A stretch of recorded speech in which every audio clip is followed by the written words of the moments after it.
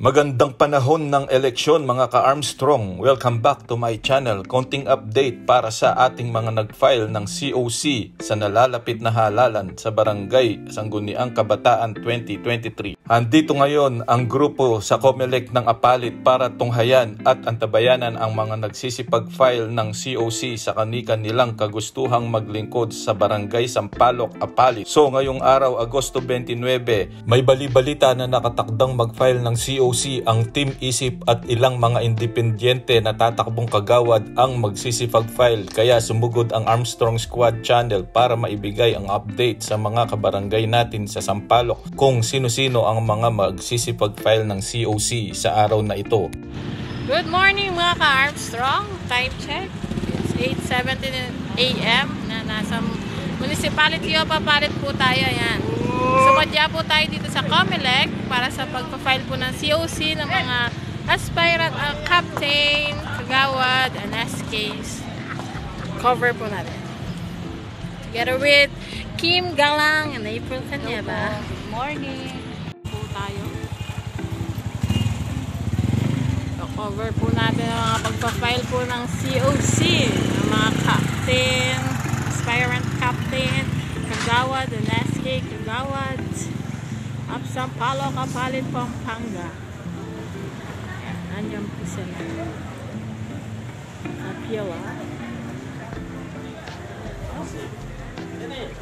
Hello mga ka-Armstrong. Ayan, together with Mami J. Isip. Subscribe Armstrong Squad.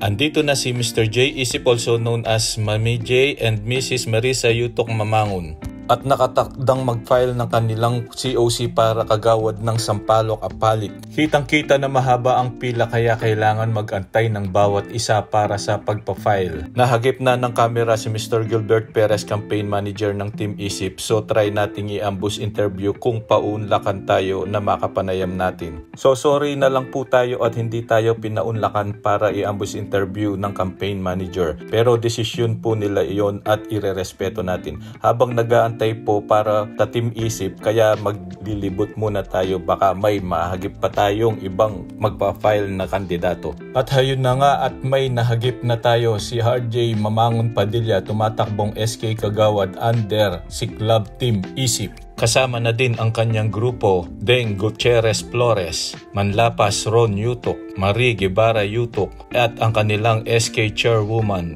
Jen Cabrera Pagdanganan. At eto na ang pinakahihintay ng lahat, ang Team Isip sa pangunguna ni tumatakbong kapitan Lazaro Isip, ang mga kagawad na sina Edwin Yutok Nicdao, Edgar Enriquez, Rodi Catu, Mr. Nunag, Dexter Pabustan at si Mrs. Beth Balboa. So kompleto na po ang Team Isip, so nag-aantay na lang para sa kanilang oras para sa pagpa-file. Nag-independent.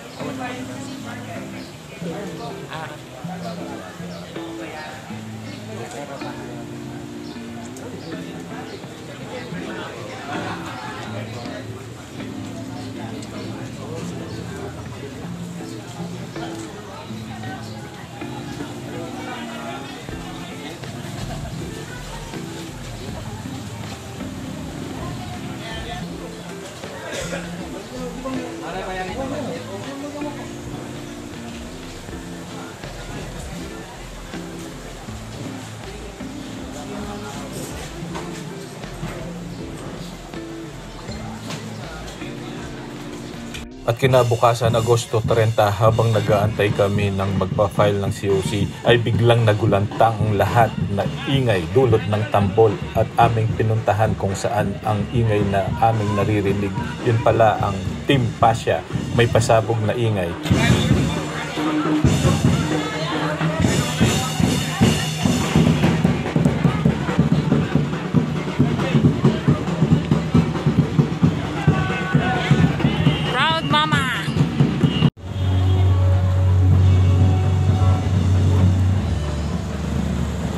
Say hello to our vlog.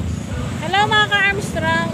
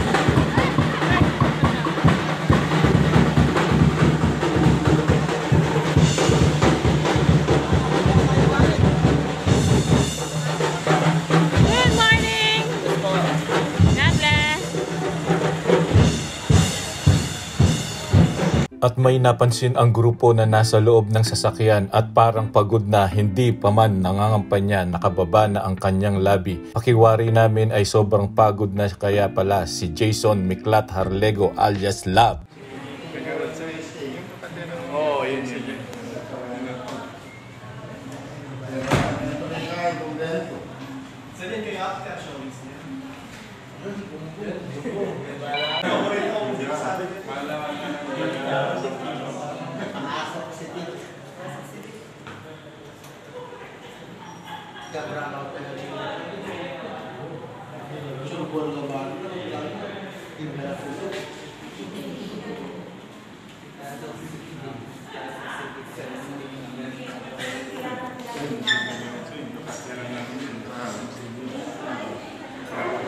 At kompleto na nga ang sakto Team Pasya sa pangunguna ni SK Chairman John Daniel Yutok Harlego at mga kagawad na sina Angelo Carlo, Cornel Gadi, Kenneth Magnase, Carl Stephen Nunag Alfonso, Diana Bernadette Cortez, Benedict Barameda David. At andito na rin si Barangay Captain Renato Bo Pasya. At kasama ang kanyang mga kagawad na sina Kagawad Ramil Briones, Kagawad Grace Bacani, Kagawad Buxi Enriquez, outgoing SK Chairman Brilson Pineda, Ramil Intal at Kagawad Elmer Sunga. Yan ang bumubuo ng Team Pasya. May naglakas loob ng independent candidate na nagpa-interview para daw maipaabot sa mga kabarangay niya ang kanyang rason kung bakit nagdesisyong tumakbo sa pagkakagawad. Kaya tara ating pakinggan ang interview. Strong! Ayan, dito po tayo para mag-interview sa mga aspirant na kagawad dito sa Sampaloc, Mapal, Pampanga. Let's welcome Sir J. Isip. Hi, hello, good afternoon sis. Before po tayo mag-proceed sa ating interview, casual interview, ipapakilala ko po muna ang sarili ko. And then, ibibigay ko yung konting profile po. Ako po si J. Isip, also known as Mami J. Kaya po ako tinawag na Mami J is kasi marami po tayo mga anak-anakan or bola lang yan. Sa mga pageant, sa mga event, yun po yung naging trademark ko. Ngayon po, tiga Purok 3 ako, Purok 3, 488 Sampaloc, Apalit, Pampanga sa highway. Galing po ako sa angkan ng Isip Yutok Miklat. Yun po. Then yung nanay ko po is tiga Bicol at yung tatay ko is Tubo, Apalit, Pampanga. Ayan, Mare. Diba? Ayan, basta tawagin po natin sila Mami J kasi dyan po siya kalala dito sa barangay namin. Sino ba si Ma'am J. Asay Isip, diba? Yes. So, let's proceed. start. Mami J. Mami J kasi kaya napapamama ko. Okay, so, go sis. eto na tayo. Start na tayo marami. Anong nagtulak sa'yo para lumabol sa pagkagawad dito sa barangay natin, Ma'am? Actually, ilang term na akong totally nagsusupport during the mula nung maging registered voters ako sa ating baryo, barangay. Nakita ko naman yung support ng mga tao pag ako yung nag-endorse, okay naman kasi alam nila yung mga project ko is yung mga like feeding, mga gift giving, lahat sinusuportahan nila. Pero nung natulungan ko na yung mga naging in-endorse ko, is syempre hindi nila mapaprioritize yung aking mga gustong gawin sa baryo. Ngayon naisip ko, bakit hindi ako yung mag-try? Total yung mga tao naman na nakakausap ko at na bibigyan ko ng attention like sa feeding, sa mga gift giving, lalo na yung mga PWD at senior, na ba't di daw ako mismo ang mag-push sa pagiging konsehal or kagawad.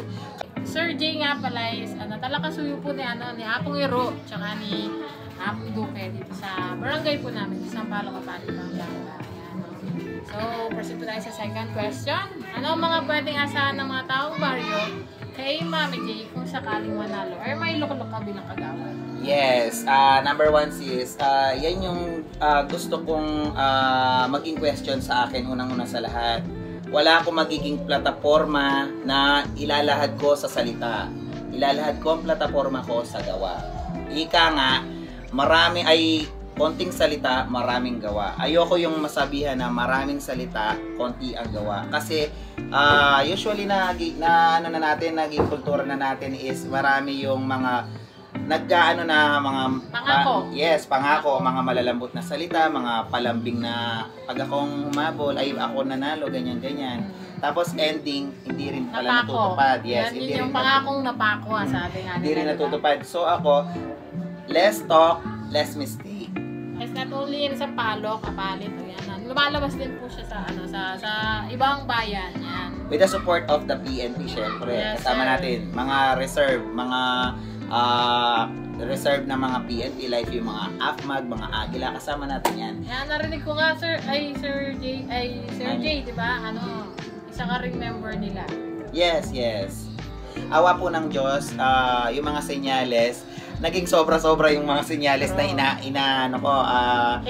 iningi ko. Sabi ko, Lord, will you please repeat it? bigyan mo ako ng sign kung ano ba ang dapat kong gawin. Number one sign, binigay sa akin is, naging member ako ng Knights of Apong Iro na hindi ko in-expect. 2 araw o 3 araw lang yun. Naging Yes. officer ako agad. Yes, diba? Tapos in the following week, naging Bantay Bayan member ako. At the same time, naging appointee ako bilang secretary na naman.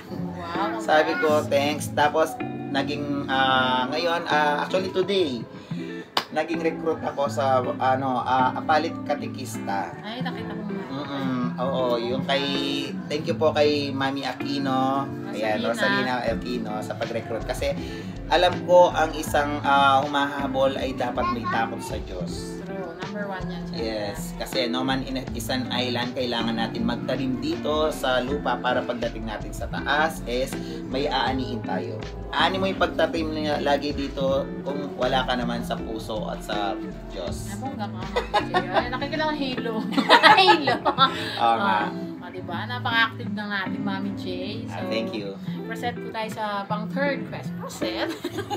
Alaman natin na ang pagtakbo ng kagawad ay kailangan ng makinarya, lalo sa panahon ngayon. So, sa'yo Mami J, ano makinarya ang may alok mo or meron para maipanalo ang laban mo? Tutuusin sis, yes, number 1 na nakasanayan ng mga kababaryo natin or mga kababayan na ang alam nila is money matters ang gagawin ng lahat ng mga kandidato. Ako naman hindi. Ang number 1 kong gagawing makinarya, unang-una sa lahat, humingi ng tulong sa Poong May Kapal, at number 1, pangalawa is sa tulong ng mga kaibigan. Pangatlo is sa tulong ng mga alam kung ano talaga ang nasa puso mo at isip. Supporter, Mami J. Yes, thank you. At last po, di ba? Ito na po. Anong pwede mong ibigay na mensahe sa mga kabarangay natin para sa darating na halalan? Okay, unang-una sa lahat, sa aking mga kababaryo, Barangay Sampaloc, panahon na po ng ating pagmulat at paggising sa nararapat na mangyari sa ating barangay. Tayo po ang magdadala sa rurok ng tagumpay kung sino ang dapat nating ihalal. Hindi man ako ganun ka-perpekto, pero pag ako ay yung pinagkatiwalaan sa ilang taon lang na panunungkulan, asahan nyo po, wala kayong dalawang salita na ako ay tatalima sa mga pangangailangan nyo. Basta't kailangan ay kaya ko bilang J. Isip na nakilala nyo. Mula noon hanggang ngayon, may nagawa na, may magagawa pa. Yes. Tsaka at the same time po, ang may papangako po sa inyo, ang Mami J na nakilala nyo, may takot sa Diyos. At may care sa kapwa. Kasi naniniwala ko, kailangan ng pagtatanim dito sa lupa para ang pag-ani natin ay sa langit. Yes. We would like to thank Mami J sa small talk natin to. Pero napaka malalaman ng mga sagot ni Mami J. Diba?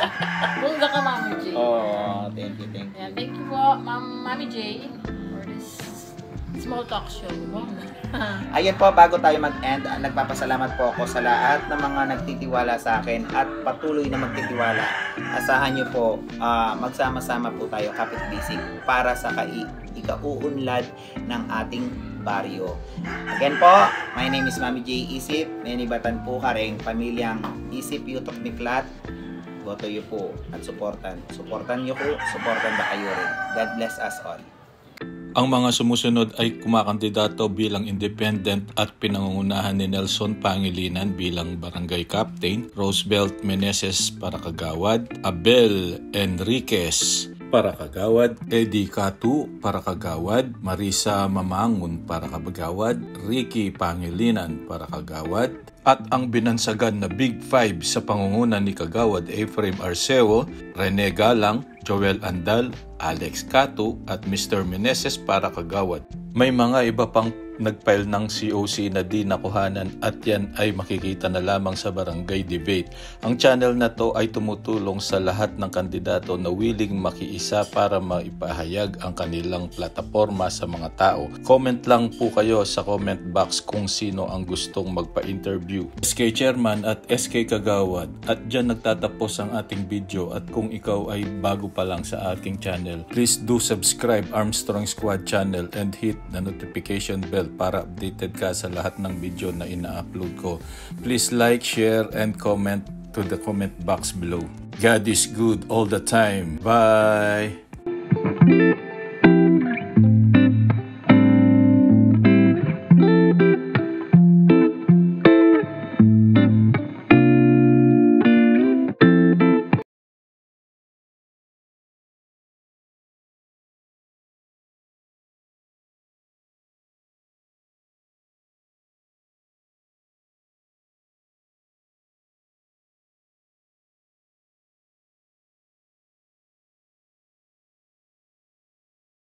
Nelson Pangilinan for Kapitan, Roosevelt Meneses for Kagawad.